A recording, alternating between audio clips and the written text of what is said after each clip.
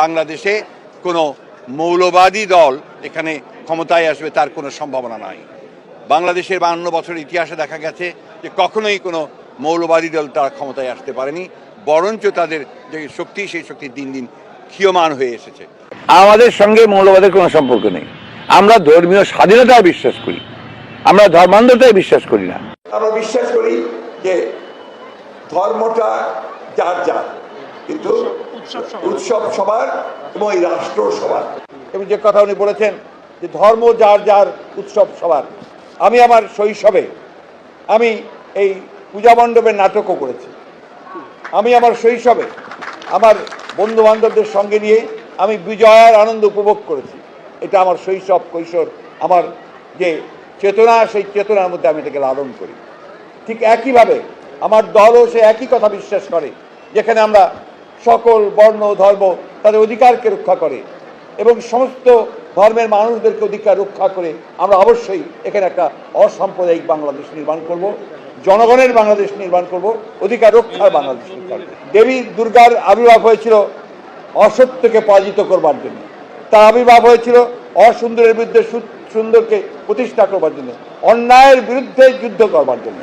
আজকে আমাদেরকে সেই একইভাবে অন্যায়ের বিরুদ্ধে যুদ্ধ করে, অসুন্দরের বিরুদ্ধে যুদ্ধ করে, অসত্যের বিরুদ্ধে যুদ্ধ করে আমাদেরকে ন্যায় প্রতিষ্ঠা করতে হবে।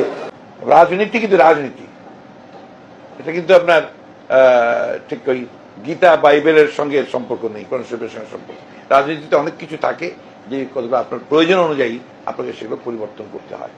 যে বৌদ্ধ ধর্ম হচ্ছে শান্তির ধর্ম, বৌদ্ধ ধর্ম হচ্ছে অহিংসার ধর্ম, বৌদ্ধ ধর্ম হচ্ছে মানুষের প্রতি ভালোবাসা প্রেমের ধর্ম। আজকের দিনটি শুধু বৌদ্ধ সম্প্রদায়ের জন্য যে একটি গুরুত্বপূর্ণ দিন বা আনন্দের দিন তা নয়, আসলে সমগ্র মানব জাতির জন্যই একটা অত্যন্ত তাৎপর্যময় দিন। বাংলাদেশ জাতীয়তাবাদী দল সকল যে ধর্ম, সেই ধর্মগুলোকে ধারণ করেছে, ধর্মীয় স্বাধীনতায় বিশ্বাস করে। সেই কারণেই বাংলাদেশ জাতীয়তাবাদী দল জনশহীদ প্রেসিডেন্ট জিয়া রহমানের প্রতিষ্ঠা করেন এত জনপ্রিয়তা লাভ করেছিল। মূল থেকে মৌলিক, সেখান থেকে মৌলবাদ। মূল হচ্ছে কোরআন, মূল হচ্ছে হাদিস, মূল হচ্ছে আল্লাহ, মূল হচ্ছে কোরআন, মূল আমার রাসূল। সেই মৌলবাদ তোমরা উৎখাত করবা, এত সোজা। তোমরা মৌলবাদ উৎখাত করবার বাংলার 12 কোটি মানুষ বসে বসে আঙ্গুল চষবে।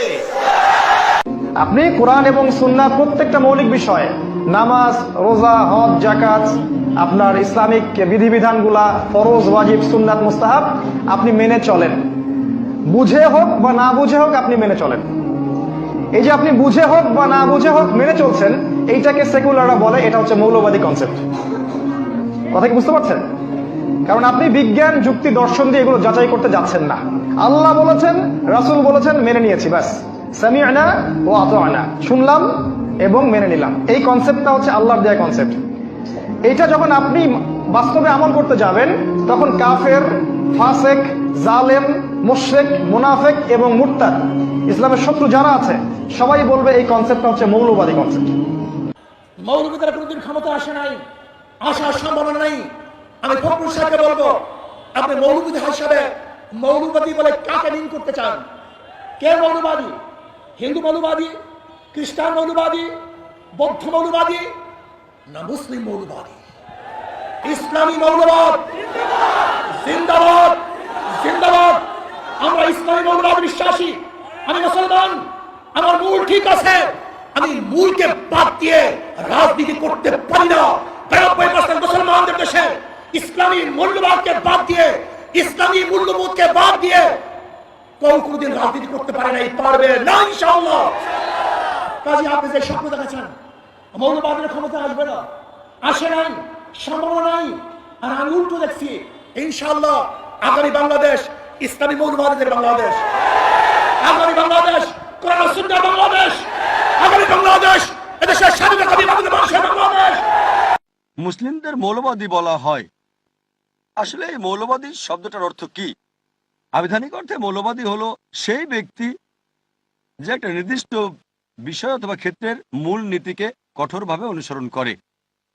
যেমন ধরেন, যদি কোনো গণিতবিদ ভালো গণিতবিদ হতে চান, তাহলে তাকে জানতে হবে, বুঝতে হবে এবং অনুশীলন করতে হবে গণিতের মূল সূত্রের। যদি না গণিতের ক্ষেত্রে তিনি মৌলবাদী হন, ভালো গণিতবিদ হতে পারবেন না। আপনি সব মৌলবাদীর চিত্র একই তুলি দিয়ে আঁকতে পারেন না যে সবাই ভালো অথবা সবাই মন্দ। ব্যক্তিটি কোন ক্ষেত্রে মৌলবাদী তার উপর ভিত্তি করে আপনাকে শ্রেণীবিন্যাস করতে হবে। আমার ব্যাপারটা হচ্ছে, মৌলবাদী মুসলিম হিসেবে আমি গর্ববোধ করি, কারণ আমি জানি, অনুসরণ করি এবং চেষ্টা করি ইসলামের মূল নীতিগুলো মেনে চলতে। আর আমি জানি যে ইসলামে এমন কোনো মূলনীতি নেই যা বিশ্ব মানবতার বিরুদ্ধে।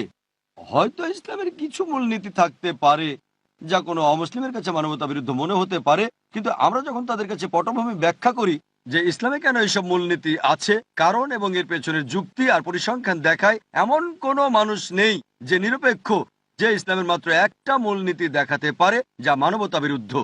বিএনপির লোকজনদেরকে বলতেছি, যদি আপনারা আপনাদের ধর্ম বিশ্বাস আওয়ামী লীগের আলোকে সাজিয়ে থাকেন, আপনারাও যদি মনে করে থাকেন যে হ্যাঁ, যে ইসলাম রাজনীতির সঙ্গে ইসলামের সম্পর্ক থাকা ঠিক না, এই কথা যদি আপনারা মনে করে থাকেন, তাহলে আওয়ামী লীগ আর বিএনপির মধ্যে কোনো পার্থক্য নাই। আওয়ামী লীগ তাদের অবস্থান পরিবর্তন পরিষ্কার করে দিয়েছে যে তারা ধর্মনিরপেক্ষ। বিএনপি আমাদেরকে বলবো, যদি আপনারা আপনাদের অবস্থান পরিষ্কার করার মতো সাহস রাখেন তো বলেন যে না, রাজনীতির সঙ্গে ইসলামের কোনো সম্পর্ক নাই, রাষ্ট্রের সঙ্গে ইসলামের সম্পর্ক থাকতে পারবে না। এই কথা যেদিন বলবেন সেদিনও আপনাদের ব্যাপারে আমাদের একই বক্তব্য হবে, আওয়ামী লীগের ব্যাপারে আমাদের যে বক্তব্য।